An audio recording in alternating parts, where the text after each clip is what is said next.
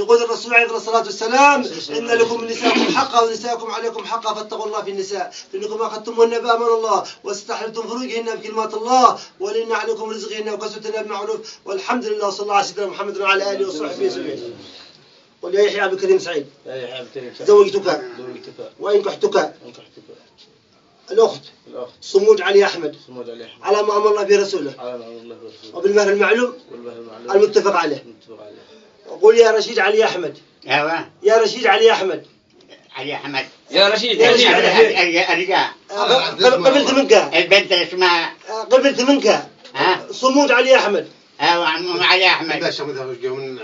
قبلت منك. ايش الاسم البنت؟ صمود علي أحمد. صمود علي أحمد. صمود علي أحمد. علي أحمد. لا تكون زوجة لي.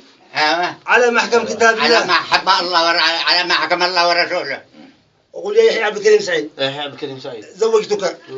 وملكتك. أختي صمود علي أحمد على ما أمر الله به رسوله وبالمهر المعلوم المتفق عليه. قل وأنا قبلت منك. وأنا قبلت منك. على أن تكون. على كلمتك. صمود علي أحمد. حمود علي أحمد. صمود صاد علي أحمد. صمود يا يحيى عبد الكريم سعيد. زوجتك إياها. صمود قل وأنا قبلت منك. وأنا قبلت منك. على أن تكون. على ما هو في صمود علي أحمد. أن تكون زوجة لي. أن تكون زوجة لي. قل يا يحيى قل قبلت منك. قل قبلت منك زوجها.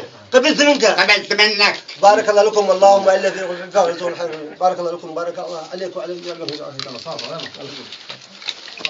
مبروك يا حقي مبروك.